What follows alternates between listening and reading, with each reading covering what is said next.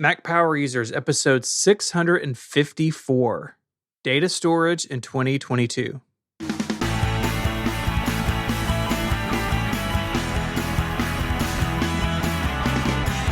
Hello and welcome back to Mac Power Users. My name is Stephen Hackett. I'm joined as always by my friend and yours, Mr. David Sparks.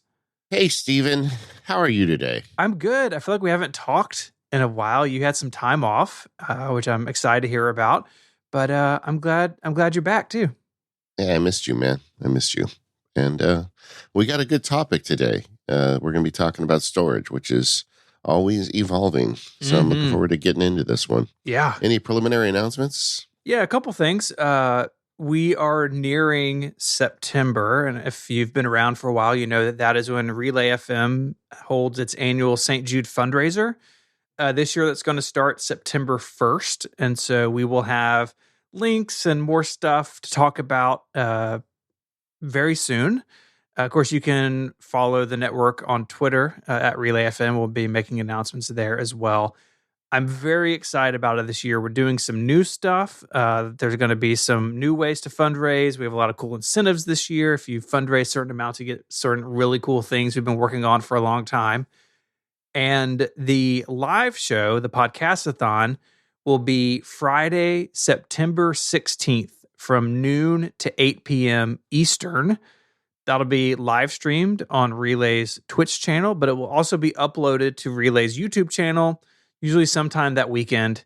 It takes a long time to process and upload 8 hours of video. So at some point over that weekend, it'll be there. We'll strip the audio out and publish that as well. So, but we'll be talking much more about this, but kind of want to get on people's radar that very soon we will be doing our good work for St. Jude again. And that work's only possible because of listeners giving in such amazing ways. We raised $700,000 last year, and that is because of the kindness and the generosity of the Relay audience and the kindness and generosity of the MPU audience. MPU always has a really good showing in this, and so I'm excited to be talking about this in more detail very soon. Yeah, and what the listeners don't know is how much time and effort you put into this behind the scenes. Just being your friend and knowing how much you do on this, it's just really, it's really great, man. Yeah, it is all encompassing, but it's totally worth it. This morning I had a long conversation. We're building some stuff for the set, and we had some ideas there. So we're just gonna have a phone call about construction this morning. Like, sure, let's do it. So it's fun to share that. Yeah, construction, man. I'm familiar with that concept lately. Yes, sir. Also, today on More Power Users, I took a vacation with just my MacBook Air. It's time to report in. I wonder how it went. I mean, your family went too. That sounded bad. Yeah, they did come. Just you and your MacBook Air went to the beach. Can you imagine? We needed some quality time together. You know, it's a new relationship. Yeah, so, you got to get away and figure it out. I'm very anxious to hear about this and just talk about taking some time off. You've had a very busy year, so we will do that in More Power Users for our members at the end of the show. All right, but today is about storage, and this show really started with a text message you sent me about a client problem. Yeah. So I do a little bit of tech consulting still. It's mostly like holdover from when I did it full time. I got a couple of clients, and I got a call from someone who I haven't seen since before the pandemic. And she is an indie worker like me and you. She is an independent graphic designer. She's been doing it for a really long time, and she has I think a 2017-ish 5K iMac that served her really well, and she has big storage needs, and this is kind of where the story comes from. So this iMac had a spinning hard drive in it. And we had talked about for a while, hey, let's, when you have some downtime between gigs, let's crack it open and put a solid state drive in it. I've done this for a lot of people over the years, including once at MacStock, which was something that I will never forget. In fact, I had flashbacks to it when I was doing this one. It's easier when there's not a room full of people watching you. So that's nice. Or people are like eating like a burrito while they're watching you. Yeah, right. So there's so we're going to do that. So she had maybe like a 1 terabyte internal spinning hard drive, and we're going to put a 2 terabyte solid state drive in it, give her some more breathing space, and obviously way faster performance. But that still wasn't enough because she has, really at this point, probably decades of archived projects. And anyone who has worked in the graphic design field knows that sometimes people are like, oh, that pamphlet we did 10 years ago, we ran out of the 1,000 we printed. We need some more. And you got to go find it and update it. And she keeps everything as she should. And in 2017 or so, we set up an external RAID enclosure. So this was an enclosure by OWC that had 2 4 terabyte spinning hard drives in it. And we set it up for those drives to be mirrored. And so macOS saw these 2 drives as just one, as a 4 terabyte volume. And with this enclosure, it's actually, we'll get to this later, but there's software and hardware RAID, and there's some pros and cons to each. This hardware RAID. So the box itself, there's a controller in there. You crack it open. There's a little logic board with chips on it. It is in charge of, okay, when a piece of data comes in, put it on both drives. And so both drives stay the same. And we did 4 terabytes. It was enough space for her at the time.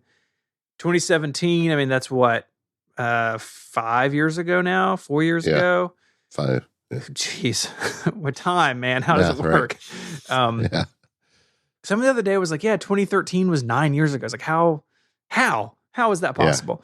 Yeah. But spinning hard drives, it was a situation. It was the solution that made sense 5 years ago.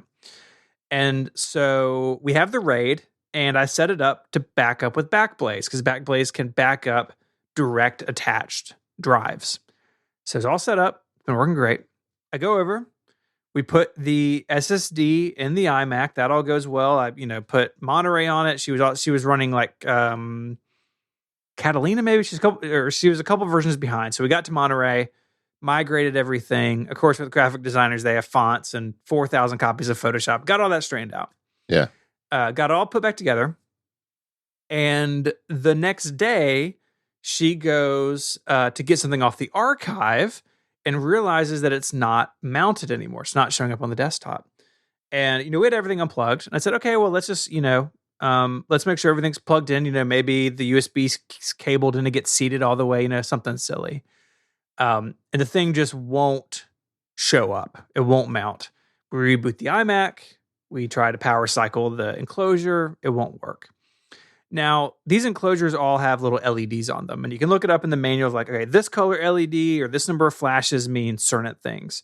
Yeah, it's like a code. Yeah, it's like talking to R2-D2. You got to, understand what he's saying. And it wasn't attempting to rebuild. And so sometimes what you get, if you have one drive have a failure or something, then it will rebuild the array and make sure everything's straight. It basically wasn't doing anything. The drives were spinning. I could touch it and feel the drive, a little bit of vibration, but they wouldn't mount. And I was like, well, let's, first things first, let's make sure that if we can't get this data back, it's, I basically was going to go ahead and order Backblaze, their recovery. And what they'll do is they'll put it on a hard drive for you and they'll ship it to you. It's like, let's go ahead and do that so we know we have everything. And then I will get into this. Yeah. Well, at some point in the last 5 years, that RAID got dropped by Backblaze. And I'm not sure why. There are some details around Backblaze's external hard drive backup that you need to be aware of. And the reason they do this, and they say this in the document in the show notes, is this would be an easy thing to cheat, right? You could have your Synology with 22 terabytes backing up to Backblaze and they're going to lose a bunch of money. So there's some limitations. And one of them is that if a direct attached drive, so USB, Firewire, Thunderbolt, etc., if that goes missing for a set amount of time, Backblaze will send you a notice and say, hey, your external drive hasn't been backed up in 15 days. You might ought to plug it in. And if it's detached for longer than 30 days, Backblaze basically says, okay, this drive must have been, done away with somehow, so I'm just going to get rid of it. Yeah. My only assumption is that happened at some point and she didn't notice the notifications or who knows, right? It's been 5 years since we set it up. There's no telling.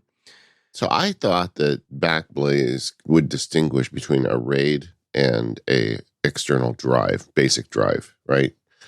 And that the terms of service prohibited a RAID backup but would allow an external drive. That's always been my understanding of what you get, but maybe I'm wrong. It won't let you do network attached storage. Yeah. But if it's direct, I don't, and especially if you're using a hardware RAID, Mac OS doesn't know anything about what's in that box. So I think it just sees it as like a USB drive. Okay. All right. Well, yeah, that's sad. Yeah. So at this point, my stomach is like fully on the floor, right? There's not a Backblaze copy. This box isn't mounting. Can't get the volume to show up. And so I decide, well, it is mirrored. So before we go spend, $7,000 or something at a real data recovery place, because I called and got a quote and it was like, it'll either be $3,000 or $7,000. We don't know. I was like, well, that's a lot of money. Yeah. It's like, well, they're mirrored. And so as long as I only deal with one of them, the other one can kind of be preserved in Amber for like adult data rescue, if data recovery if we need it. Yeah. So I open the box, I pull one of the drives out, put it in a different enclosure, and then there's this application I've used not a lot, but if I ever need this, is the one I turn to, called Data Recovery. It's by a company called ProSoft Engineering. I don't know anything about this company. There's no affiliation or anything. I've just used their application over the years. And there's other data recovery tools for the Mac. This is the one that I've had luck with.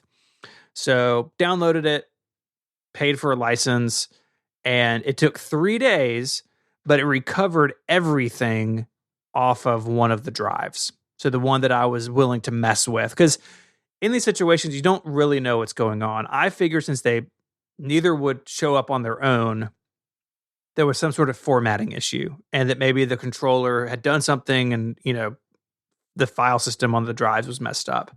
Yeah. But it was able to recover everything. She has a lot of sorting out to do, because when you run these tools, basically you get like a folder of JPEGs and a folder of Word documents and a folder of PDFs. Like, because the file system was damaged, it doesn't know where anything lives. And so she has a lot of work to do to sort that out, unfortunately. But it took 3 days and it recovered it all. And that's what set this conversation off with me and you, because it's like, I want to talk about this on the show. Because, yeah, most people don't have a RAID and, have all these things going on. But you can really, the lesson I learned was like, it's really easy to find yourself in a situation where things you thought were working aren't working. And so now, like I told her, it's like, if you get a notification from Backblaze, it's really important to pay attention to it. And maybe every once in a while, it's not a bad idea to open the Backblaze system preference pane and just make sure the archive is still in there, right? That it's still backing it up. Yeah. But I'm so glad we got our data back. I mean, it would have been really expensive to go the professional route. I think we would have done it if we needed to, because again, this is her whole business.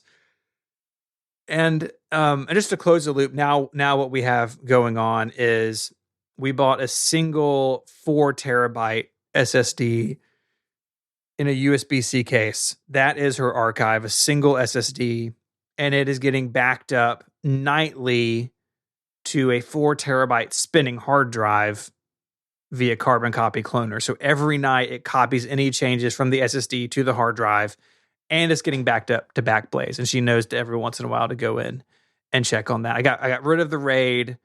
I didn't trust that enclosure or those drives anymore. And maybe that's like some superstition, but I grew up doing tech support in a time of spinning hard drives. Like, if a hard drive hiccups, I'm just going to put it on the shelf. Like, they're not that expensive. And I was like, I don't trust any of this anymore, right? Like, there's something going on here. I don't want to mess with it. And so she's now set up and has everything. And of course, an SSD in her iMac and an external SSD for her archive. She's texted me a couple of times like, you told me this would be fast, but this is wild. I'm like, yeah, it's awesome.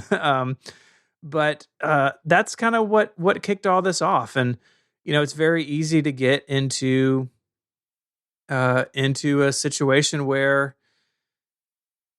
things aren't doing what they're supposed to do. And you can lose data really pretty easily. And with this particular person, it was her business, and that would have been obviously really bad if I hadn't been able to recover it, or we would have gone out and spent all the money to have it recovered. But if it's your family photos or your dissertation or you know voice recordings of a loved one who's passed away, right? Like you want to make sure all that data is safe and sound. So that's kind of the goal of today's episode, to talk about storage mediums, cloud storage, backup, kind of all in one place. Because over the years, we've done episodes about these things separately. We've done backup episodes, we've done cloud storage. We did a cloud storage shootout thing a few years ago, but this is our goal, I think, today is to kind of have a broad overview of kind of where it stands, because like the hard drive to SSD thing is radically different than it was 5 years ago, right? We didn't Yeah. spend that much on an SSD and they continue to fall. So we kind of just wanted to put all this in one place with kind of up-to-date information. Yeah, and it evolves. I mean, we do shows around these topics every 3 or so years, and the thing changes. Like one of the big changes we're going to talk about today is home and enthusiast users used to use RAID arrays that don't necessarily need them anymore because hard drives have got big enough and stable enough, both the spinning type and the SSD type, that now you may want to simplify. I have, and we're going to talk about that. And like when you said earlier, why we did a spinning drive 5 years ago, well, it's because you would have had to it'd be the same price as a Porsche, to buy an arm and a leg. Yeah. To buy a 4 terabyte SSD back then. But either way, that's a great story. And I think that I want to refer back to it as we go through the show today, because for listeners, I really don't want you to get caught in this. And we do hear from listeners occasionally that get caught in it. Yeah. But even more often, we hear from listeners that don't get caught, that say, oh yeah, everything, went upside down for me, but because you had told me to sign up for Backblaze, I was able to get it. Or because you had mentioned that I could copy this to Dropbox, it was there. And I want those success stories for our listeners. I don't want the failure stories. Yeah, and it's one of those things too that, I mean, so many of us in the audience, right? We are the tech people for our friends and family.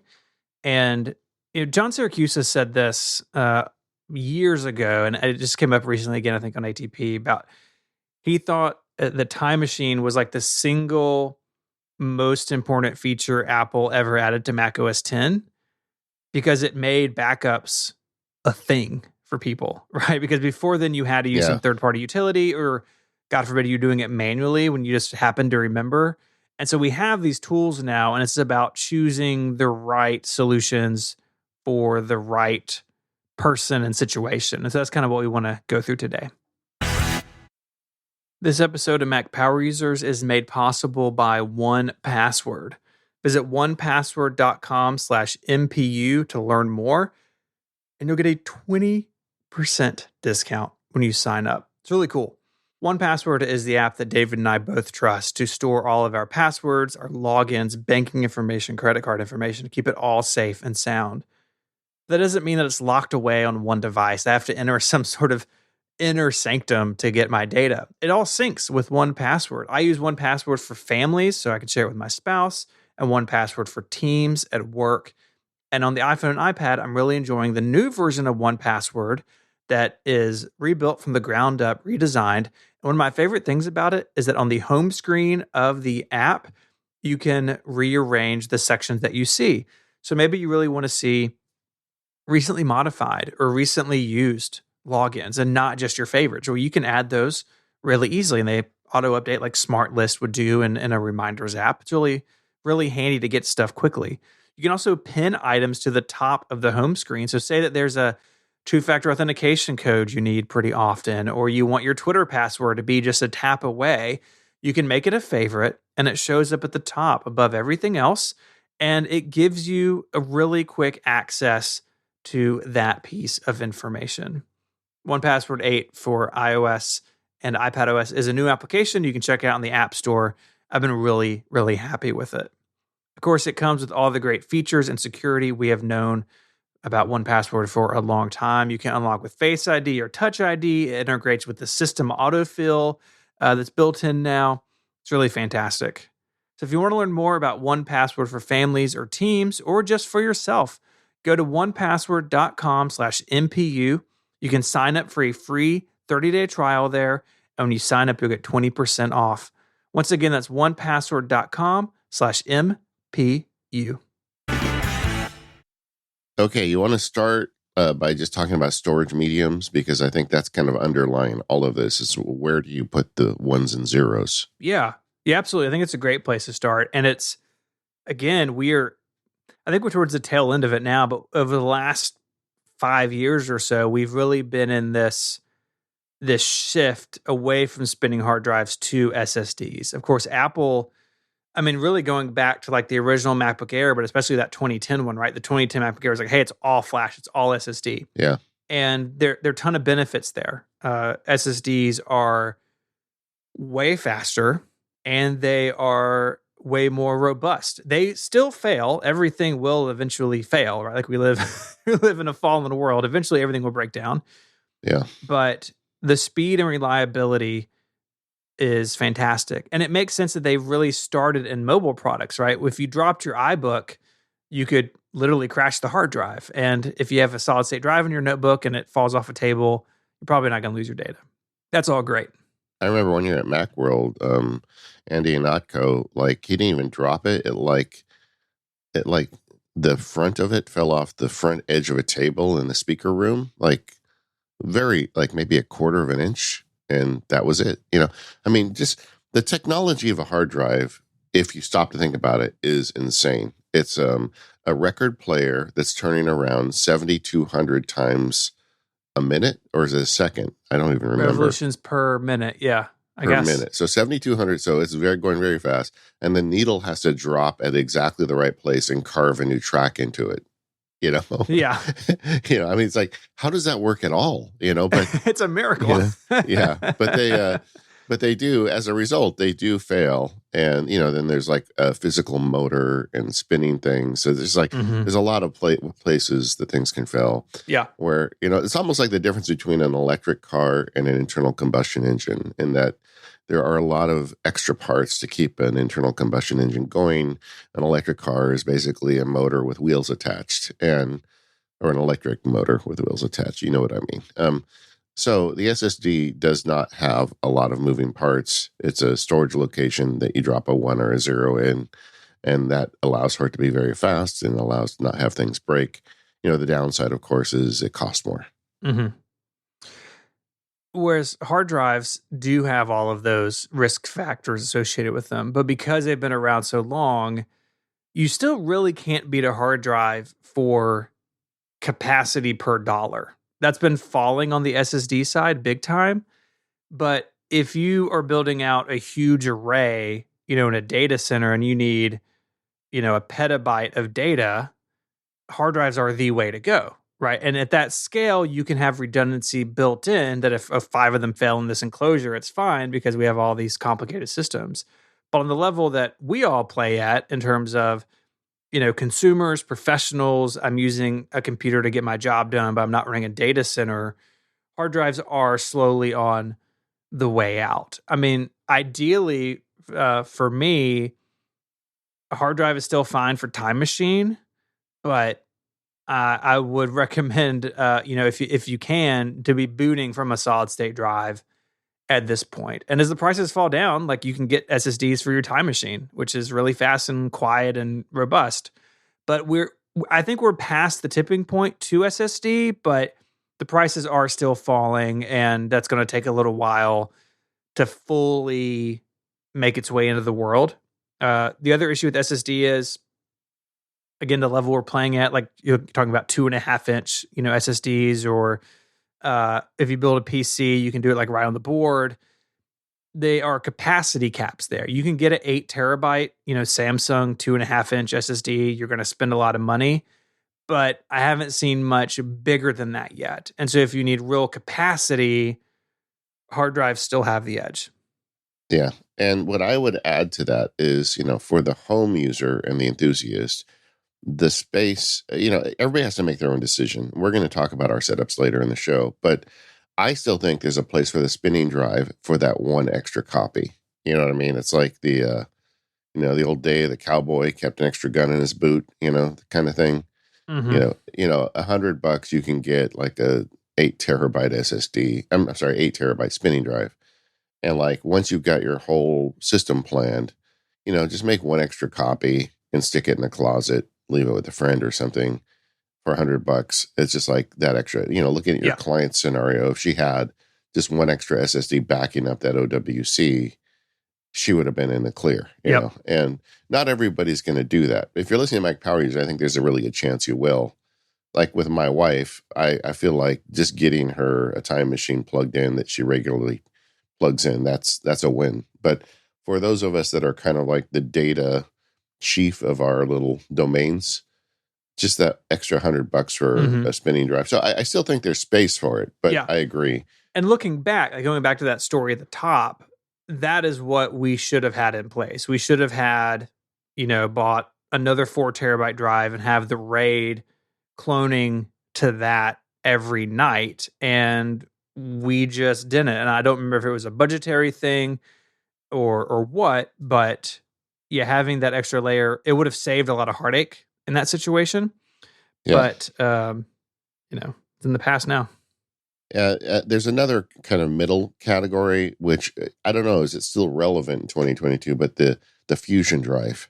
Yeah, I mean, they're still around if you have an Intel iMac. Fusion Drive was this technology rolled out by Apple years and years ago, where you would have a small SSD and then a big spinning hard drive. And Mac OS would do magic behind the scenes to make it appear as one volume. So your machine would boot really fast, and applications or documents you used a lot would open really quickly. But then stuff you didn't use as often would kind of get shuttled off to the hard drive, and it was invisible to the user, right? You would just see one Macintosh HD on the desktop. Now, again, they haven't built those machines in a while. There are still a bunch of them out there. They sort of, Fusion drives are the best and the worst of both worlds. You get pretty good speed and you get a bunch of space. But if the hard drive fails, it breaks the whole system. And then you've got like the rebuilding and recovery is a bit more complicated. But it was something Apple relied on honestly too long. I mean, a few years ago we were talking about this a lot of like, why does the 27-inch iMac still have a Fusion drive? Why is it not all SSD? And they got there in the end, but there are a lot of those kicking around. And if you have an iMac like that, I would consider going all SSD if you're looking to keep that machine for several more years. It's a great upgrade and really it really makes it feel like a new computer. Yeah. And now there's other categories that businesses use, like tape backups, DVD backups. Mm-hmm. For the purpose of today's show, I don't really want to go down that rabbit hole too much. And people may disagree with me. You can sound off in the forums, but I feel like that's really not a solution for Mac Power users at this point. I feel like it seems like a whole different system to get mixed up in. Yeah. At this point, hard drives are cheap and SSDs are stable. And I feel like if I'm going to make a recommendation, I would keep it to those two medias. Mm-hmm. But there are others out there. And if you think I'm full of it, go out and check out tape drives and like DVD backups. There are such things. But, there's also concerns about bit rot. And, those things have their own perils attached to them. Yeah. Yeah, and it's definitely beyond the scope of this episode. And that's like a whole nother world of knowledge too, right? That even when I was consulting, I had very little experience with. If you have needs like that, I would say find a professional you can talk to about those things. It really is a whole different world to what we're talking about. Yeah. All right. So we've talked about the types of storage medium. I want to talk about their locations, when you get these drives, because something that is kind of integral to what we're going to talk about today is the drive internal or external? Because when you buy a new Mac, I mean, you can buy an 8 terabyte SSD internal Mac, and that's going to solve a lot of your problems without external drives. Not everybody wants to spend that kind of money. So a lot of this stuff, varies between storage that you've got located inside your device versus outside. And I'd specifically like to address SSD speeds internally versus externally. Yeah, so I mean, we're both desktop users. I feel like that's one of the biggest factors. Like Yeah. just what your setup is? Yeah. Yeah. I mean, I'm a laptop desktop guy, I Sure. guess you call it at this point. But yeah, I got a 4 terabyte drive on this thing. And it's because I didn't want to monkey around with it. And with the Apple Silicon Macs, the storage is integral to the CPU. It's just part of it. I mean, we've never had that, to my knowledge, on a consumer computer. And as a result, they've got all of these buses attaching this storage, and it's just so fast. And even when you get an external SSD with a Thunderbolt and, you get the best possible connection, I don't think anything can hold a candle to what you get with internal storage. Yeah, I mean, Apple's changed the game there, but I would also say that if you're going all SSD, even external, and you're going over, USB-C that's running at 10 gigabits a second, or you're even doing Yeah. Thunderbolt, which you can do, I feel like we're past the threshold of being fast enough for most Yeah. things. Again, there's Yeah. always You're edge right. cases, but I yeah, if you step off to a hard drive, you're going to notice, right? Say that you have your photo library on an external hard drive, that's going to be really slow compared to everything else.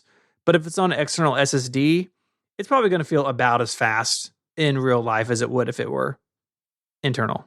Yeah, you're right. You're right. Maybe I'm making too much out of this, but there, I do think that is actually at least a consideration as we're going through these things. Like, is the storage inside or outside the Mac, and the ability to add storage. And you talked earlier about this RAID array, but hmm not everybody understands that. Could you explain the basics of RAID?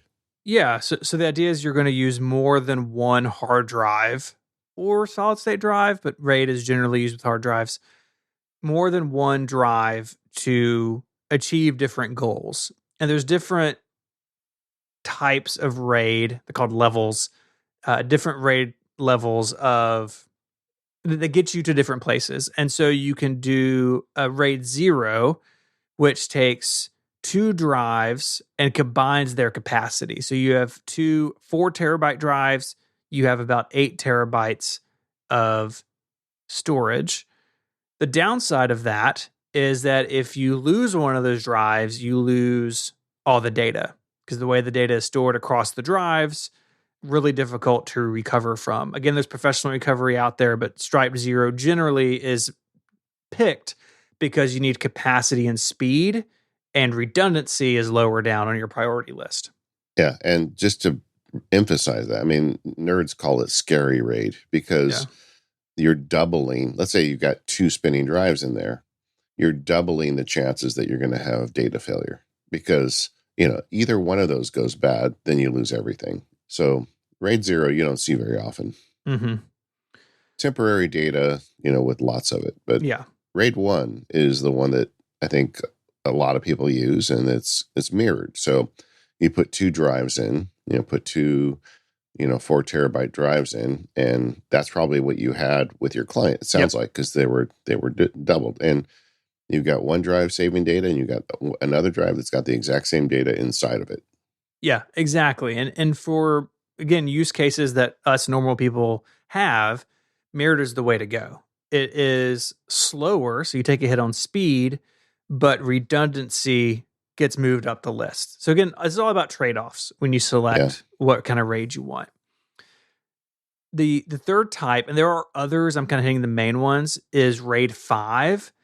And there are other RAID types that are very similar to it, where basically you're using 3 or more hard drives, and there is some combination of striping and mirroring. RAID 5 and others use what's called parity data. So if a hard drive fails, the array can rebuild the missing data based on that parity information. So that parity information is basically would tell the system, okay, this is what was here and this is enough to rebuild it. These, very often are much bigger enclosures, so they're louder, they're hotter. They, depending on exactly how you do it, speed can be okay, but you're trying to walk the line of I want some speed and redundancy. And RAID 5, RAID 10, there's other things that they're all very similar. But I think most people, if you're going this way, are going to use mirrored a mirrored RAID. And honestly, and maybe I'm colored from this recent experience, but I think for most consumers and even pros, I really think RAID is something that you probably really don't have to explore. As SSD sizes get bigger, there are other ways to get, 4 or 8 terabytes of data availability without adding a bunch of multiple drives together. But there are a lot of these out there, and there are a lot of standalone products that you can just buy and get one of these. Like I mentioned, the one that she was using was an OWC one that had a little an enclosure and a little controller inside of it. You can also, go with something like the Pegasus line from Promise. They're, real high end, multi, 8 or 12 drive bay things. So there's still reasons to go with this, but I feel like for sort of most people, for Mac Power users, I think the reasons have gotten less and less over time. Yeah, I mean, what's happened is the spinning drives have got way bigger and cheaper, and they're at RAID sizes now. And the SSDs have got way bigger and cheaper, comparatively. And the other thing that has always worried me about RAIDs is that, everything is one in one box, right? So like if something goes wrong inside that box, or the box gets stolen, or a truck falls on it, or whatever, even though you've got 2 copies of the data, they were both in that box. And I really think there's something to the idea of having separate, in essence, separate boxes for this data, so long as you're willing to put up with the inconvenience of making sure the copies get made. And now that is so affordable. I mean, like for the cost of one of these RAID boxes now, you can buy 2 8 terabyte hard drives, or maybe 4 of them, and suddenly you've got lots of things or options you can use to store your data. Yeah. I touched on this earlier, but I do want to draw the line between hardware RAID and software RAID. So Okay. hardware RAID is basically what we've been talking about. You get that box, you get that enclosure. It's got some settings. The OWC ones have a little dial, and you say, oh, I want this to be RAID 0 or RAID 1 or whatever. And there's a controller in that enclosure, and it's in charge of everything. And to your point, and probably what happened with my client, is that controller did something it wasn't supposed to do, and it cooked the drives. The alternative is software RAID. Speaking of OWC, they sell a product called Soft RAID that I've used in the past. Software RAID lets you break into individual boxes. So say you had 2 or 4, 4 terabyte external hard drives. You went to Best Buy and bought a couple of WD MyBooks or whatever, have them plugged in on your desk. Software RAID is a program that runs on top of Mac OS that sees those drives, and the software manages how data should be distributed among them.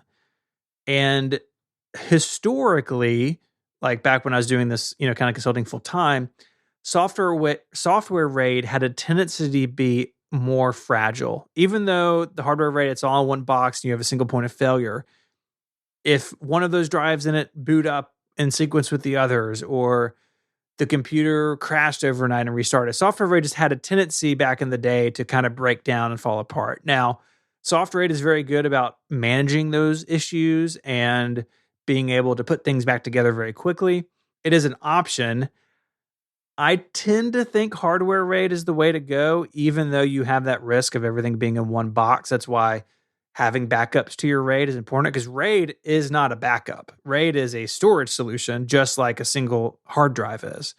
So getting your data out is still really important, but I generally tend to shy away from doing this in software. Yeah, I've never installed a software RAID because just instinctively it feels like a bad idea to me. It's like I know how software can be finicky, and I don't want anything being finicky with my backup. Yeah.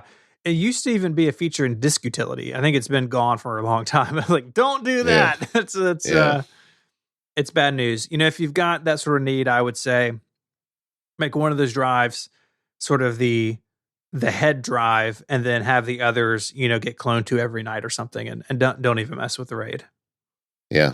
But I honestly think you should really think twice before even doing RAID at this point. I feel like we've reached a point now where most people listening to this show are going to be perfectly serviced by just traditional external SSDs and spinning drives. They're so big now. It's like you can get a 5 terabyte, kind of laptop sized external SSD that's bus powered. I had a couple of them velcroed under my desk for a couple of years, and they were my back. That was my RAID box in essence. I had one going to Time Machine and one going to archive storage, and it was just just so easy now. And also, it gets all the noise out of the room and the point of failure, and something else you've got to update the firmware on. And I don't know, I got tired of all the headaches. Yeah. We should pour one out for Drobo while we're on the topic. We should. I know Drobo in the past has had a lot of time on the show, and for a long time it was kind of the Apple version of this, right? You got this nice box. It was all enclosed. It had its own software that managed it, but they have been they filed for bankruptcy, so they've been on the ropes for a while, and that's a bit of a bummer because it was such a nice solution for a long time, and I used one for a long time, but at the end of the day, I think the market sort of corrected for Drobo, where they were using a proprietary system on top of RAID. Recovering from that was very difficult. If your, enclosure failed, or you had a drive failure, depending on what happened, it could be very difficult to recover from. And they were slow to adopt new technology. They were slow to move off of FireWire. They were slow to have a network attached option. Their Mac app was slow to be updated, and I think the market kind of moved beyond them, which again is a bummer. I've got fond memories of them, but I would not buy a Drobo today. I think what happened was because I think they got more focused on business than consumer. Mm-hmm. And I think when they made it as a consumer product, it was gangbusters. And when they shift their focus to business, I don't think they ever kind of quite recovered from that. But either way, they're not around anymore. But I think at this point, if you're going to do a RAID, like Steven said, look at the OWC or the Pegasus. But really think long and hard before you invest in RAID. I feel like for a lot of people, you're buying problems with RAID that you don't need. And I'm not saying everybody, you don't have to write me, but I think for a lot of people, you can spend your tech dollars better elsewhere. This episode of the Mac Power Users is brought to you by Electric. Unbury yourself from IT tasks. Go to electric.ai/MPU and get a free pair of Beats Solo 3 wireless headphones when you schedule a meeting. When leading your small business, it's not all glamour. In fact, sometimes it's a matter of spending hours trying to find a laptop lost in the mail for a new hire, or dealing with some other technical emergency, which you're well equipped to deal with, but you maybe don't have time for. The team over at Electric knows small businesses, maybe like yours, face these challenges. That's why they've solved this problem for you by operating as your IT department. Instead of spending your time sorting through unused application licenses, setting up employee laptops, and answering never-ending IT questions from your team, you can build that empire. With Electric acting as your IT department, you can get back to what you're good at. Plus, you get a really cool IT platform to see and manage everything. Delegation is super important when you're working on your business, and even though you are a little bit nerdy, hey, you're listening to Mac Power Users after all, that doesn't mean that you need to take on the IT responsibilities. Your time is way too valuable for that. Get Electric to do that for you. I've been there in my past, and I wish I had Electric at the time. For Mac Power Users listeners, Electric is offering a free pair of Beats Solo 3 wireless headphones for taking a qualifying meeting. Just go to electric.ai/MPU. That's electric.ai/MPU. Go there now and get your free pair of Beats Solo 3 headphones today for scheduling a meeting. Check it out, and our thanks to Electric for their support of the Mac Power Users. So far, we've been talking about storage that's directly attached or even inside your machine. Just quickly, I want to touch on storage that is sort of nearline, so network attached storage or storage is attached to another computer. A NAS or network attached storage, there's lots of options here. Basically, the way I think about it is it's a box full of hard drives that's also kind of its own small computer. Synology is the popular choice here. There are other brands. You can even build your own if you want to. But this is, it's more than just a bunch of dumb storage. These are computers. And like the Synology, for instance, you can run multiple file shares. You can set up a time machine server with it. You can sync with cloud storage providers or run Plex or run VMs. I mean, you can even use a Synology for a DVR for security cameras. Like they are basically computers that have a lot of storage in them. And from the Mac user perspective, you are connecting to it over the network as an SMB share.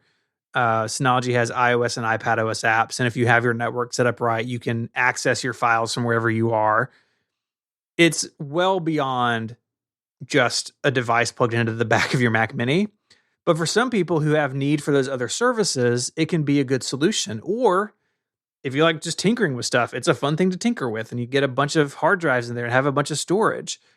And because they're Ethernet, and they're on the network, you don't have to have it right next to your Mac. Exactly. You can have it in the basement and it can bang around down there and you never hear it. I mean, I ran a Synology so my sort of history is I had a Drobo.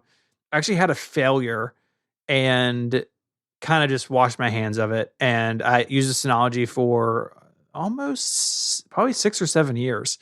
And I had it in our pantry. And so I had the pantry was easy to get to from the attic. So I ran Ethernet in there. And those hard drives could clatter away. And with the door shut, you didn't hear them. It didn't get hot or anything. It was totally fine.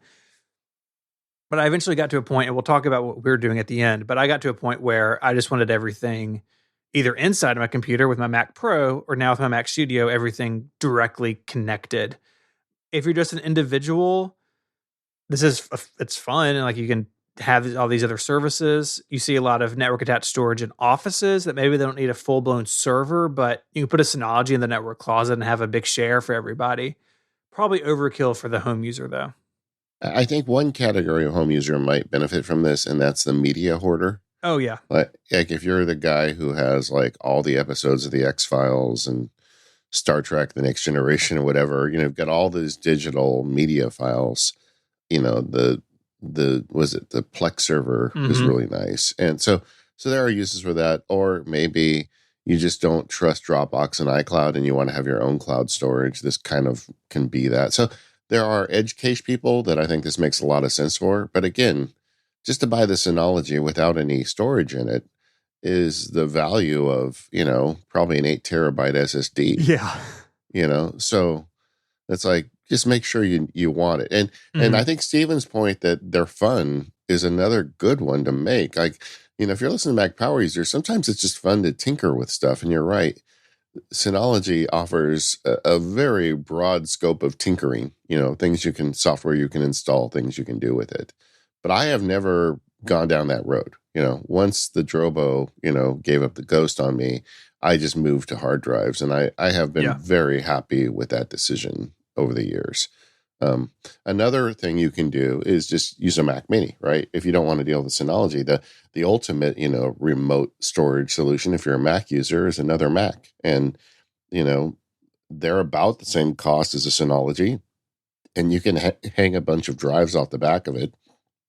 And you can have it, running mail rules and, doing anything a Mac can do. If you want a 24/7 Mac, like if you're a laptop person and your laptop, isn't big enough to hold all your data, you put a Mac Mini in a closet somewhere with a 6 terabyte drive attached to it with your photos library and all that stuff. That's also a very good solution for this stuff if you're, data constrained or storage constrained on your typical laptop. Yeah, absolutely. And you can run Time Machine server, right? So if you're a notebook user, or if you're like me and you have several notebooks in the house with family members, right? They can all back up to a centralized place. You can turn on content caching, so software updates are faster to download for the people. There's a lot of stuff because you have a Mac OS box sitting there all the time. You can run Hazel and have your Dropbox sync to it. Like you can do all those different things. Some of that can be done through a Synology, some of it can't. It's also a great way to repurpose an older Mac. I wouldn't do this with a Mac that's 15 years old. I would want relatively recent versions of Mac OS being able to run on it. But we're in this transition, and say that you're moving from an Intel machine to an Apple Silicon machine. That Intel Mac is going to be good for a long time to come. Maybe a good time to experiment with this. If you've got, an Intel, 13-inch MacBook Pro that you're getting ready to retire, you could put it in the closet and put a big hard drive hanging off of it, and you might find it to be really useful. Yeah, I feel like if I were to go down any of these rabbit holes, it would be this one, because I would like to, have rules running 24/7 and things like that. But because now, particularly that my laptop is my desktop, sometimes it isn't available. And so that tickles me a little bit towards doing this, but I still haven't done it. But yeah, I do think this is something that a lot of people do already and can find use for. You and I did a whole show called the Mighty Mac Mini. What was that, about 2 years ago? Yeah, it's been a while. Yeah, we probably need to go back and look at that again. But every time the Mac Mini comes up, there's a little part of me that, like, a couple times I've priced them out, just to put a headless one in the closet. But I haven't gone down that road yet. Are you doing that at all anymore? Or you used to do this, right? Yeah, I still have a Mac Mini. It is under the TV. It's a DVD player for the kids, and it does serve as a time machine server, mostly for the MacBook Air that my kids use for homework. But none of my data is stored on it anymore. All my data now is here in the studio, directly attached to my Mac Studio. I don't have a network share that I go out to very often anymore. So it's been downplayed in importance for me, but it is I think it's still a really good option for a lot of people. Yeah, and I keep coming back to this, but my current system of just having some nice hard drives attached and SSDs just works so well, and it's so simple. And this has not been true historically. If you go back 10 years ago and we talked about this, there's no way I would have said, "Oh, just go buy a hard drive and you're okay." Yeah. So we haven't mentioned cloud services yet, but I think they do play a role in this. We've mentioned Backblaze already, which is a online backup service that both of us use. I think they were a sponsor at some point in years past. I've kind of lost track, but I pay for them. I've always paid for them. Same. I just think it's a very valuable service. I think currently I pay $60 a year or $50 a year. And man, when you think about, that's basically the cost of a nice meal. And it backs up all your data for the whole year. And with an attached, especially if you follow kind of my lead and you put a big attached drive to it, you're getting your money's worth out of it. I feel like MPU listeners, they probably lose money on in general, but you attach an external hard drive. So that's a bit of it. But cloud services are different breeds too. And that is these drive or these storage or file services, starting with Apple's iCloud, which was not the first player to this game, but they've been around long enough now, as basically Apple's version of Dropbox. Now, there's a lot of different things Apple calls iCloud, but iCloud Drive is what we're talking about today. And that's an online storage. I mean, it's kind of the spiritual successor of iDrive, where you've got a drive that shows up or a folder, essentially it shows up in your Finder, and you can store stuff on it. You can take things off, take it on. You can share things. This is the discussion of, this is a point of much contention from Stephen and I about Apple and their 5 gigabytes of free, I'm holding air quotes up, storage.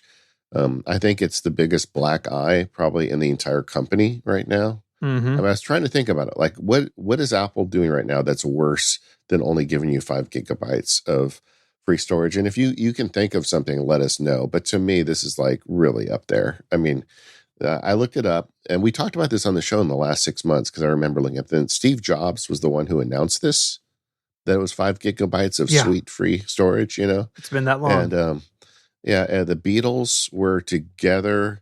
I'm sorry, the 5 gigabytes has been the standard free storage longer than the Beatles were a band together at this point.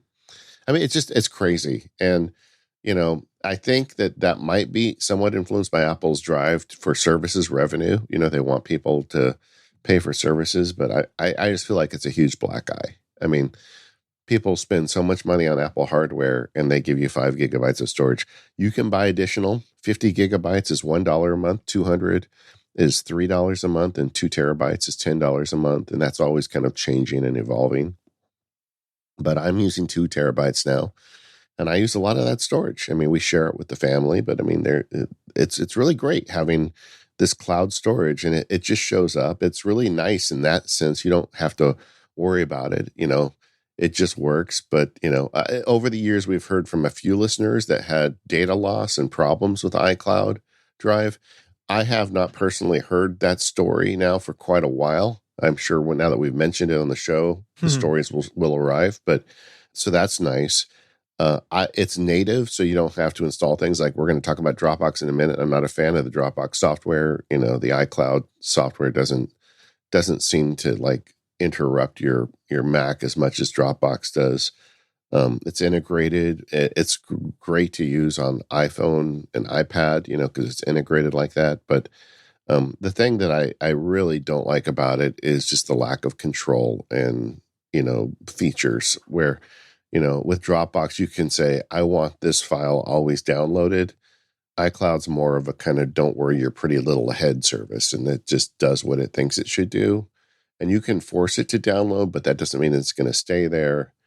I mean, like we talked about backup earlier, we've heard often from listeners who put a bunch of data in iCloud, but then they don't click the box to say, keep everything local, because there is a way you can do that. And if you don't do that and you're backing up with everything we recommend, and then you have a data loss, and you go back and you see that a bunch of stuff isn't there, it's because iCloud never put it on your drive. Now, you can probably recover it because iCloud, just because your drive failed doesn't mean iCloud failed. But it's like that is kind of a little hair raising, right? You don't want to, when you say you want all your data backed up, that's what you mean. So I don't know if I can recommend iCloud as the only solution. I've really tried to make it work for me over the years, but I still have Dropbox that I use for certain things. Yeah, I just want more control over it. I've got the space, I pay for the space of the family plan, but Dropbox just gives me so much, not only control, but also sharing options with people that I rely on. It would be very difficult for me to move even if I wanted to. Yeah, and Dropbox isn't perfect either. So let's talk about that for a second. I mean, they were kind of the first really successful player, but their software is burdensome and heavy. I did an extended test earlier this year with Maestral, I think Maestral, I think is how they spell it, which is a third party.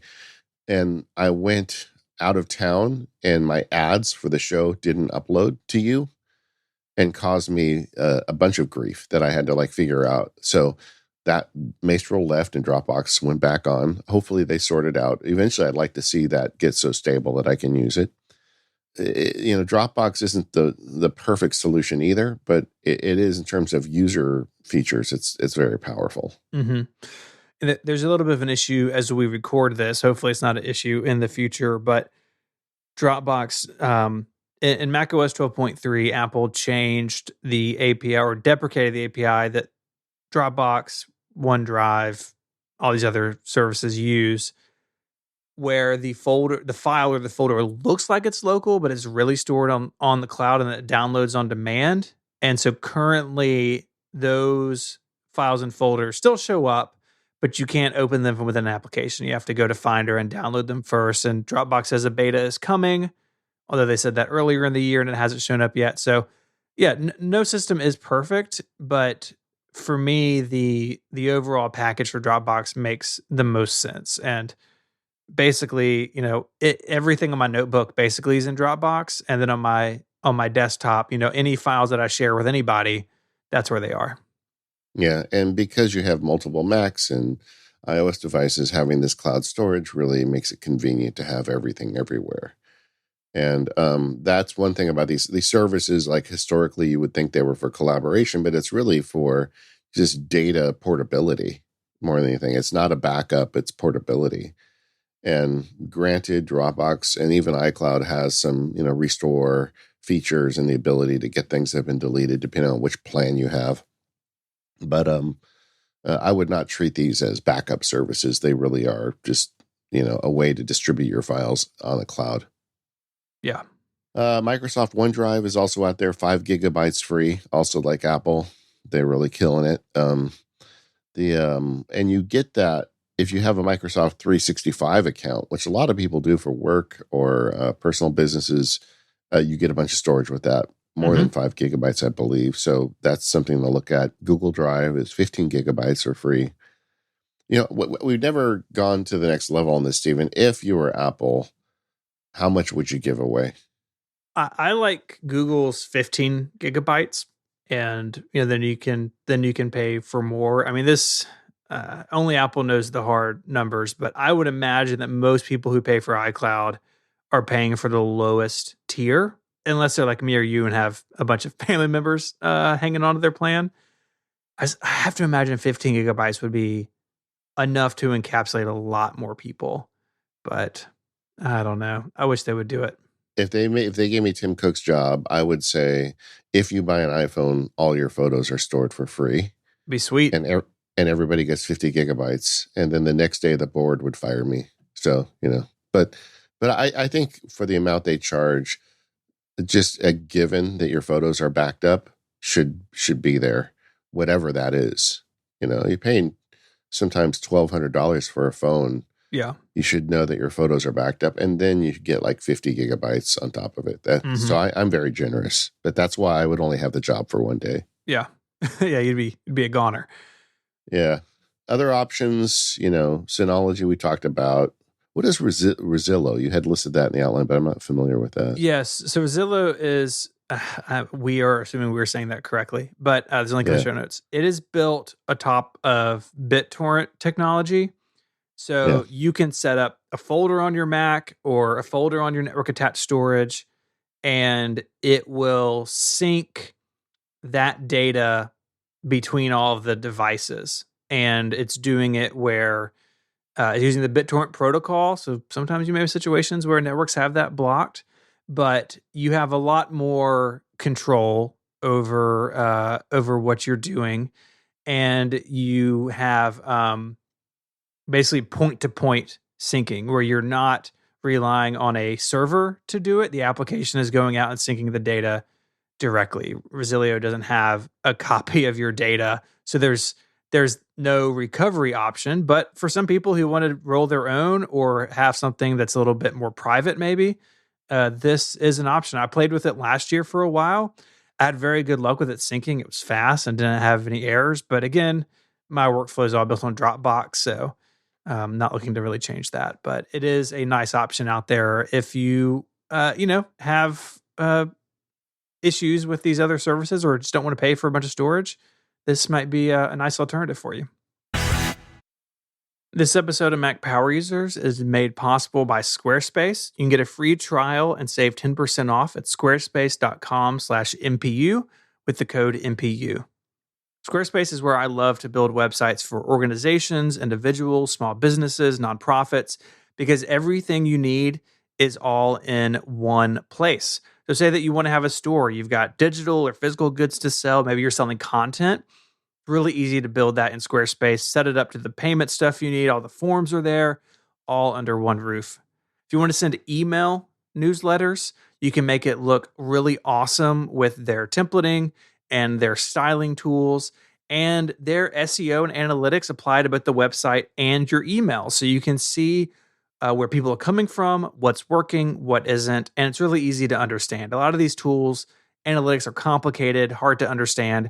Squarespace has worked really hard to make it easy to make good decisions about what's going on with your website.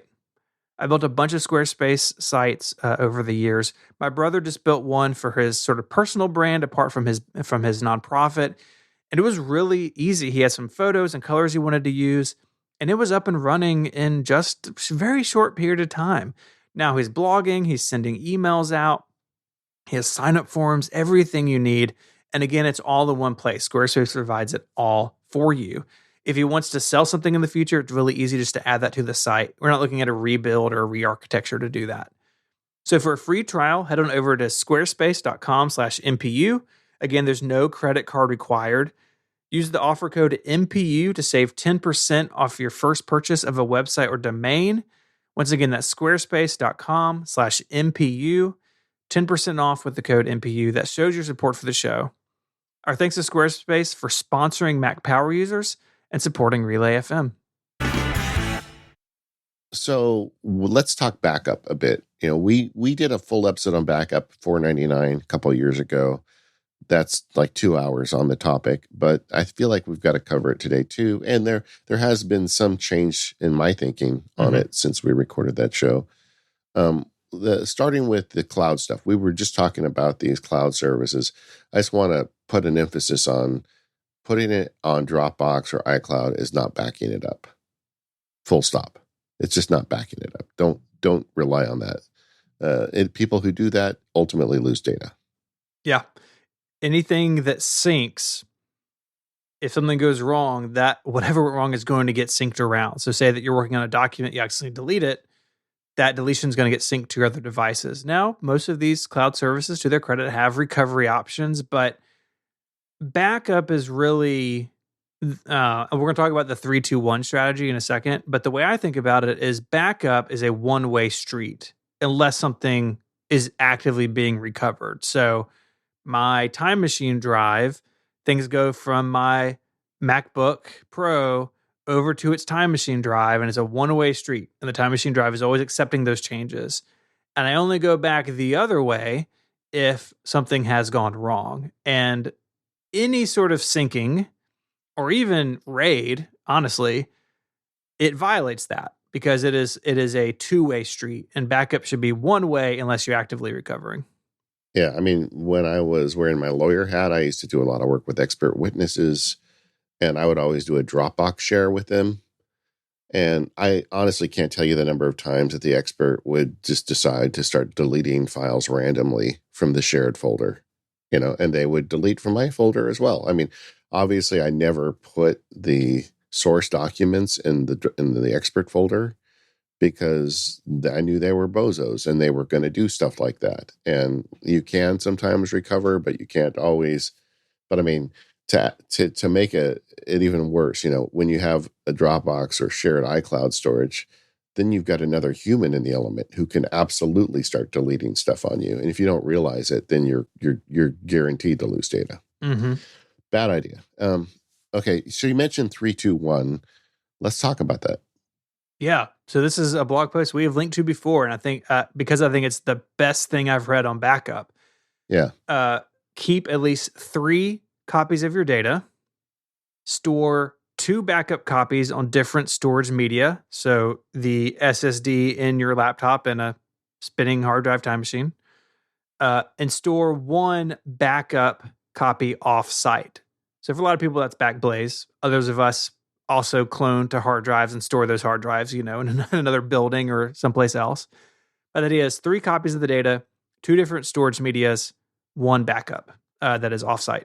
I have an alteration to it. I'd like to change the 2 from 2 different media because I don't think that's as important anymore. I mean, when this first came out, people were using like CDs to back up. Yeah, which didn't age well. I would rather use 2 as you have 2 as in 1 local and 1 in the cloud. Yeah, I think that works. Yeah, you count the cloud as a different storage media. It totally works. Yeah. So 3 copies, 2 different locations like cloud and local, and then at least 1 offsite. And that second one kind of solves the first one. Mm-hmm. But if you really want to go nuts, you can make your own offsite. Just, get a drive and share it with a family member. Yeah. I think for most people, those early, first line backups are Time Machine and iCloud Backup for the Mac and iOS devices. They're built in, easy to use, easy to set up. You can set up for a family member and tell them, hey, you got to plug this into your MacBook Air every once in a while. And that first step gets you so far. You can go further, but if you're not doing those basic things, then that's where you should start. Yeah, I like to think of it as, Time Machine Plus. Like you do a Time Machine backup, but then you do something else. Yep. Whether you clone the drive or do a ChronoSync backup, or, you do something to make a separate copy of the data. And that's the one that's really hard for non-nerd family members. Like I can tell you with my family, I give each one of them a physical drive that they plug into their laptops. I used to try and manage it on the cloud for them and do different things, but I kind of want them to take ownership of it at this point. They're all adults. Just plug it in, once in a while. And Mm-hmm. but you could definitely do better with like a cloud system. And then I will go and like back up them with a clone drive myself once in a while. But I can think I'm going down a rabbit hole here. But just make sure that a time machine isn't the only thing you do. Yeah. Especially if you're leaving the time machine connected to your computer sitting on the desk. If a thief comes in, they're going to steal your backup along with your computer. Yep. The place catches on fire, it's going to go up with your computer. It just, it's just not secure. Yeah. We mentioned cloning. There are a couple Mac applications I think are worth mentioning here. One is Carbon Copy Cloner by Bombich Software.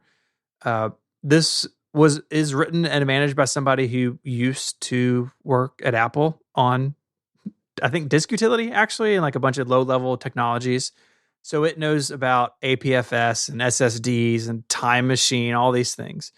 And with Carbon Copy Cloner version 6 now, you set up different tasks that have, different source drives, different destinations. You can attach automations to them. So you can have, hey, every night, wake up my computer, back everything up on it to this hard drive. And then when it's done, eject that hard drive and put my computer back to sleep. You can have it set up where back this up immediately as soon as this volume is attached. So if you have a hard drive you store off-site at your parents', you go home, you get it, you come back to your place, you plug it in, Carbon Copy Cloner will see it and start the backup. Loads of options, loads of flexibility. And it's been my go-to for a really long time. It's what I use personally. It's what I set up for people if they ask me. It is definitely a long-standing application, sort of in the Mac universe, and one that has really never let me down. Yeah, and another option there is SuperDuper, which is another long-standing app. I just checked; they're out for Monterey at this point. I haven't used SuperDuper for a few years now, so I can't endorse it. But I've been using Carbon Copy Cloner as well. But SuperDuper always worked in the years that I had it, so that's another option. Another way you can duplicate data, which is a bit more nerdy, is there's an app called ChronoSync, which is part of the SetApp suite as well. And ChronoSync, I bought this years ago. It's one of these apps that give you free updates forever. And I must have owned this app now. Well, it's over 10 years for sure. But it allows you to back up a select group of folders. And so if you want to make sure something always lands on the archive, or if you just want to say, get these particular user folders and back them up, and then it does a one-way backup where it looks for, if there's anything new, it just keeps adding on to it. It's a little bit of a setup. It was a much bigger app back in the day before cloud storage was a thing, when you wanted to duplicate data to another Mac. But I think it's still also a good tool in your belt if you're going to be doing backup. Yeah, another great option for sure. And we've been talking about Backblaze the whole show, but honestly, we can't have a backup discussion without saying at least consider Backblaze. And there are competitors to Backblaze. All of them I used over the years. A couple of them I used over the years, and for various reasons was unsatisfied. Backblaze, I bought into them before they started sponsoring. They didn't sponsor us very long, but I continue to be a customer. I think it's a good service, and they're really into this. They one of the things they do is they send out a report every year or so about drive statistics that I find fascinating, because they buy so many hard drives. They can tell you which manufacturers are making the best drives, on a yearly basis. Yeah. The other cloud backup things I've used in the past, Backblaze seems to have the most well-behaved Mac app, I think, and has a lot of settings. A lot of them will just basically take over your network connectivity and just shove it through the pipe as fast as it can. Backblaze has a lot of smart settings around that. It can detect your network speed and do a bunch of things. I've used others that anytime they're running, it's, especially on a hard drive or a Fusion drive based system, everything feels slow. That's indexing is really heavy handed, those sorts of things. So yeah, Backblaze is the only one I've used for a long time outside of experimenting with others. And You can have multiple computers under one plan. So I've got, my desktop, my laptop, my wife's laptop, all under one Backblaze account. So I can log in on the web and see what's going on with all of them and make sure everything's working. So it's a nice option too if you have multiple machines or family members that you're contending with. I mean, going back to your Time Machine Plus strategy, which I think is so good. Think about that family member, right? Get them a Time Machine drive, put them on your Backblaze account, and then you can see that it's running, right? You can manage your recovery if something goes wrong, and you're paying the $6 a month or whatever, and they'll view it as their Christmas present that year. I really like the centralization that Backblaze can pull off that some of these other tools just don't have. Yeah, now I think about my oldest has moved out now and starting her career, and I think I may just add her to my Backblaze. Yeah. And just send it to her because, that's probably a good idea. Backblaze is going to get more money from me. That's all right. It's well spent. One word of warning, when you set up Backblaze for the first time, definitely go into the settings and throttle down the upload, because I had it just kind of working hard in the middle of the night for me, but even that was too much, and my cable company throttled my my internet. They wrote me, "Hey, you're abusing our data, and we're cutting you. We're cutting you off, buddy." And so I had to call them up, and I said, "Hey, I'm just doing this big update with a backup, and it'll be done in a few weeks." And they said, "Okay, but we're watching you." And so just be warned, because you're going to be uploading terabytes of data to the internet when you set that up. Right. A lot of plans have a cap on your upload. For me, I don't. I have pay for business class. I have unlimited upload. But I do have the automatic throttle option checked. So it works out my network upload and what else is going on, and will throttle back if necessary. There are still times where I go in there and I manually pause it. With Backblaze, you can say, "Hey, pause this backup for a set amount of time." But it is it's something to be aware of, definitely with any cloud backup or even cloud sync, right? With iCloud or Dropbox. If you drop a terabyte of information on top of Dropbox and you have a terabyte upload cap with your internet provider, you may run into problems. Yeah. And the other thing that Stephen mentioned at the top of the show that is a great feature of Backblaze is if things go pear-shaped on you, you can always contact them and they will send you a drive with your data, so you don't have to re-download everything. I have never had to do that, but it sounds like you may have for some of your clients. I've done it once, and I was getting ready to do it with this one, except that the Backblaze configuration had gotten messed up. It's a straightforward process. You sign into your account. There's some options on give me everything, just give me these things. They send you a drive. Everything's there as you expect it. And, it's definitely a break glass in case of emergency situation, but it is really nice knowing that if, an asteroid hits my pod cabin, then I can, in a few days, UPS will hand me a hard drive with all my stuff on it. Yeah. My parents were born in the Depression, and when they died and I was going through the house, I would find like an envelope with $1,000 in it in cash, like they had squirreled away, in a couple places, they had done that. I do that with my photos library. So in addition to all the backup stuff we've talked about here, the 3-2-1, I'm more 6-5-4-3-2-1, kind of thing. Because I've got little drives in my sock drawer with a photos backup from 6 months ago. It's just I can't help myself. I just keep backing stuff. If I have an extra drive that's still working and it's just sitting in a drawer, why not put some data on it and put it away somewhere? Yeah. And someday if something goes wrong, I can find it. Love it. That's hilarious. This episode of the Mac Power Users is brought to you by SourceGraph.com, which gives you universal code search and allows you to move fast even in big code bases.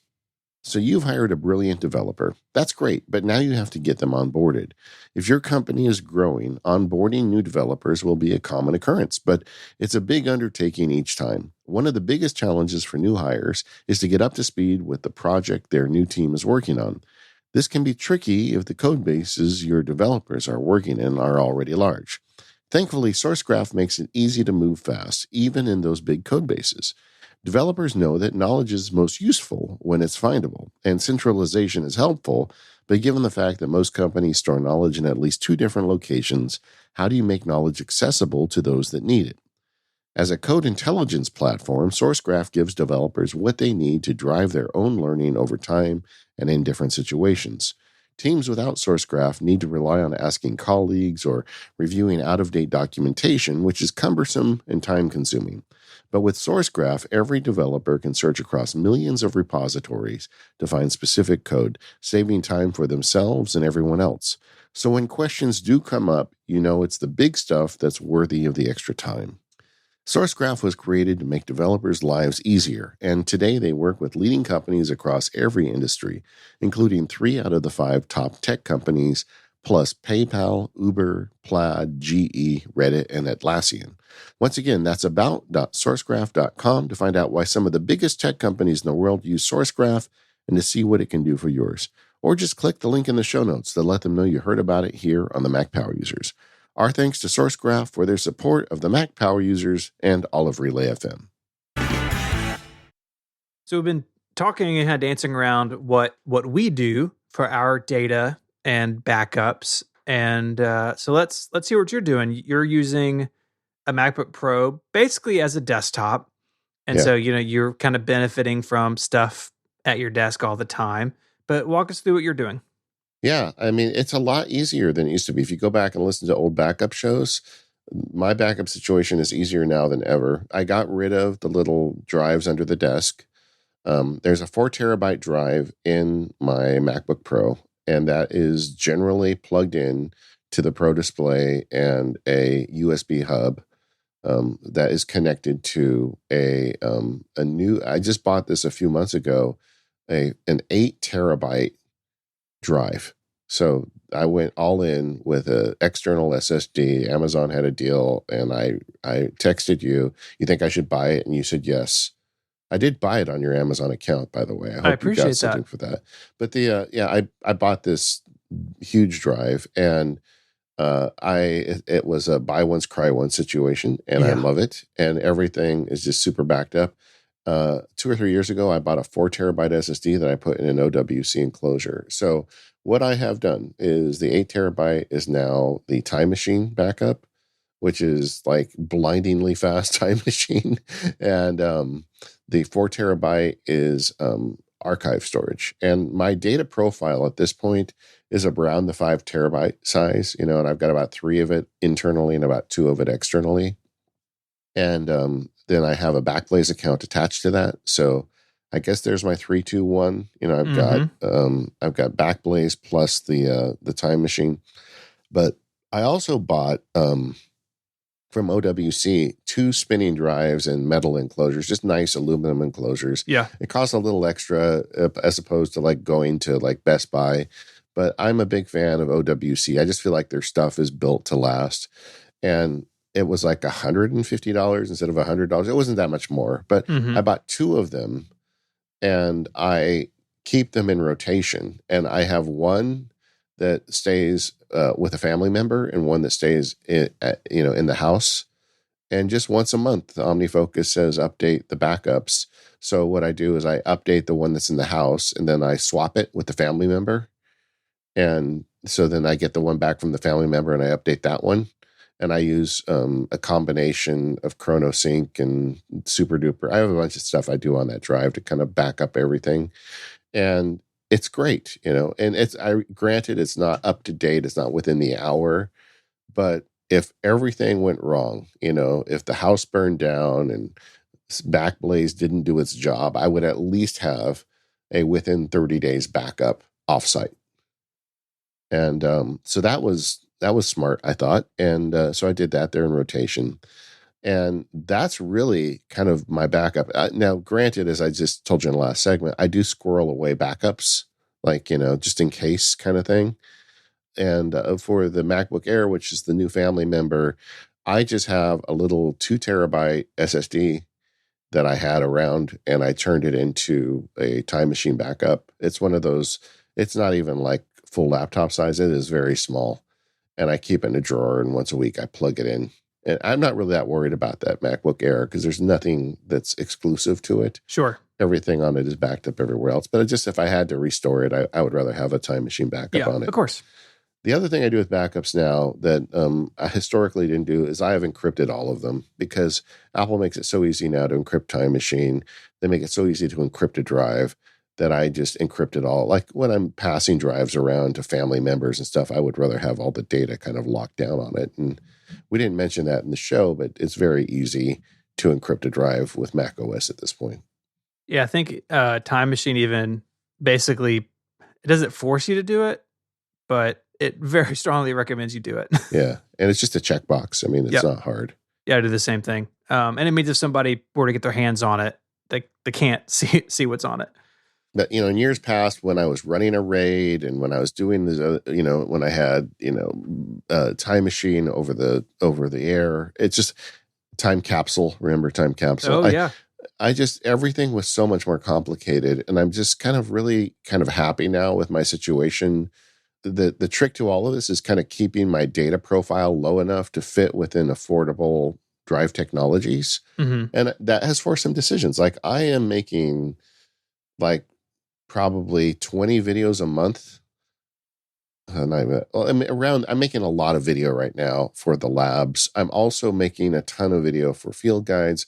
And I've made really, important decisions about what gets kept and what I don't keep, because of this decision. Like if I wanted to keep all of my source files for everything I create, I would have to get into, RAID or something bigger and really expand the whole thing. And I've made decisions about not keeping stuff just because of that. I want to stay within this profile. Hopefully that can continue. I don't know. I mean, we'll see. But I'm making a lot of video right now, so that creates really big files. But I've just decided for a lot of this stuff, I'm going to keep the final video and toss everything else. Mm-hmm. So for me, my data set is really pretty large. So my Mac Studio, I sprung for the 8 terabyte solid state drive internal. It really hurt to hit that checkbox, but I did it. Currently, I've got 3 terabytes free on the internal drive. But don't you back up a lot of the Relay FM data too? So I have a complete copy of everything we've ever published on Relay FM. That auto updates every couple of days in the background. I have my Apple history stuff. I'm like you. I don't keep the raw edit or original files for my videos or my podcast. I keep them for the podcast for about 2 weeks and then they go away. But I work with a lot of big files and I have a lot of big files. And it was just over the tipping point where the 4 terabyte wasn't an option. And so I sprung for the 8, even though I've got 3 free. So I've got some breathing room. And it gets backed up to an 8 terabyte external drive every night using Carbon Copy Cloner, which you mentioned earlier. So 2 a.m., my Mac Studio wakes up, it mounts the clone drive, it updates it, it ejects it, the machine goes back to sleep. And if I have it set up where if there's ever an error, it will email me. But each morning I just have a little notification waiting for me saying, hey, your backup finished at 2:13 a.m. Everything's good. And that's been really nice. So that if the Mac Studio kicked it or if my Time Machine drive failed somehow, I have that backup. It's also, of course, all going up to Backblaze. And I've been running that for years. My Time Machine volume is a 16 terabyte setup. It's actually 2 8 terabyte drives set up as a span. So it's not really a RAID, but basically it fills up drive 1 and then goes to drive 2. System sees it as one volume. I'm okay with that for Time Machine, that if my Time Machine drive fails, it's a bummer, but it's not the end of the world. And that and the clone drive, it's all SSD and it's all in OWC cases. Again, they're aluminum, they're nice looking, they're bus powered. It's all USB-C, so it's fast. And those sit in a little stack behind the foot of my display. I had the Mac Pro and all this was internal, which was awesome. And I do miss the internal storage, but this is effectively the setup I had. And I can't see the cases, right? They're behind the display. I got a Stream Deck. I got audio gear. I can't see behind my display at all. So I mean, really, I can mount them to the underside of the desk. It's just the way my desk is set up. There's not a great place to do it where I wouldn't hit them with my knee. So they're stashed away. So I'm all SSD on my main setup. The Mac Studio, obviously, the Time Machine, the clone. That stuff is by no means necessary. Some of this is a side effect of how I had my Mac Pro set up, that these SSDs were inside the tower, so I already had them. I didn't, I already had them, so I might as well continue to use them. Yeah. You can totally use spinning hard drives for things like Time Machine or clones or whatever, but I already had the SSD, so I was willing to do it. And it means that it's silent. And that is important to me as someone who records audio, right? The air conditioning's off. I don't want a hard drive spinning and clicking in the background. And so it's all quiet and fast and completely ridiculous and overkill, but that is what I've done. Yeah, when I bought the 8 terabyte, that's one of my justifications is as I grow probably into that as my archive drive, I'll have it, and they're going to last forever. But well, not forever, but you know what I mean. A long time. Something I know, your setup really isn't that different than mine. I have the archive drive, which holds another 4 terabytes in addition to my 4 internal, but you don't have one. So you're basically just getting everything inside your main drive. Yeah, if I had done the 4 terabyte Mac Studio option, I would need an archive drive outboard, and there, I even have a folder called archive. It's in my documents folder. Like that could be external pretty easily, but I wanted everything internal as much as I could, because that's what I was coming from. I didn't want a bunch of stuff everywhere. And so I've been really happy with this, and going all SSD. I mean, my Time Machine backups are so fast. Like it's really nice. And even on my notebook, my MacBook Pro, I use a little Samsung external, 2 terabyte SSD, and I use that for Time Machine on that, really because it's really small, so it's easy to carry with me if I'm, going to WWDC for a week. But also it's silent and pretty robust, and so I'm using a small external SSD for that laptop backup as well, and I've been happy with that. Yeah, nice. You don't have to put it all internal if you're listening to this. No. I mean, you could, and I think some good rules of thumb for that is if you're going to have an archive drive or an external drive you put data on, you just need to be aware of that, because a lot of times, Time Machine is not going to Time Machine, for example, is not going to back that up. Absolutely. So that is now off the grid in terms of your backup system. So you need to have some other solution. That's one of the reasons why I have those big spinning drives, and I have the account with Backblaze. But just be aware of it. And then as a user, you just want to have really clear lines drawn between what is stored where. Like for me, the field guides are a massive amount of data, and right now they fit on my internal 4 terabyte. But I'm getting close to where I'm going to have to put some of the older ones on the archive. I'm not looking forward to that, because then I'm going to have to remember where everything is. But just get clear lines in your head about what is where, and just make rules, and it'll be easy. It's not that bad. No. I mean, usually you can find a logical breaking point, right? Like for yours, it's you do it by year or something. There are definitely ways to do that. And even with like Dropbox or iCloud Drive, right? There's some things I want there, some things I don't. Everybody kind of has to find that for themselves, I think. Yeah, and just like 3 or 4 years ago, a 4 terabyte SSD is unimaginable, and now you can get an 8 terabyte one, which is not like cheap, but it is not gonna break, not entirely. Well, you know what I mean. It's almost reasonable to get an 8 terabyte. So just think 3 or 4 years from now, what's it going to be? Mm-hmm. And we're all kind of in this race of accumulating data versus the drive technologies getting faster and cheaper. Yep. Yeah, we're definitely over that tipping point, like I said. And that's really exciting, because the benefit of going solid state is just so awesome. Yeah. Well, there have been a lot of changes with drives and backups and storage media, but hopefully we gave you a nice overview today. You can maybe do an audit of your own system. If you've got questions, let us know in the forums. Love to hear what you're doing. I know I'm not the only manic person about these backups listening to this show. I'm sure some of us have gone way overboard, but it's my data. Don't want to lose it. I talked about on the show in the past how when I was in the Apple store one day and there was this woman next to me who lost all of her college photos. Yeah. and she was just sitting there. She wasn't making any noise, but tears were just running down her face. And I felt so bad for her, just so bad. And and you worked in an Apple store, so you probably saw that much more than I did. And, but that sticks with you, and you really want to make sure you have a system.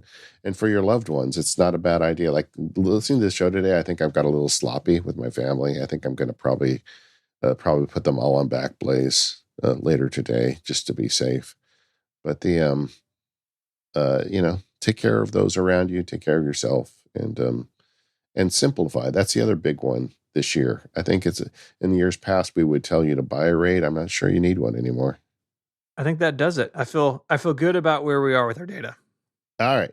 We are the Mac Power Users. You can find us at relay.fm/MPU. Thank you to our sponsors, 1Password, Electric, Squarespace, and SourceGraph. We'll see you next time.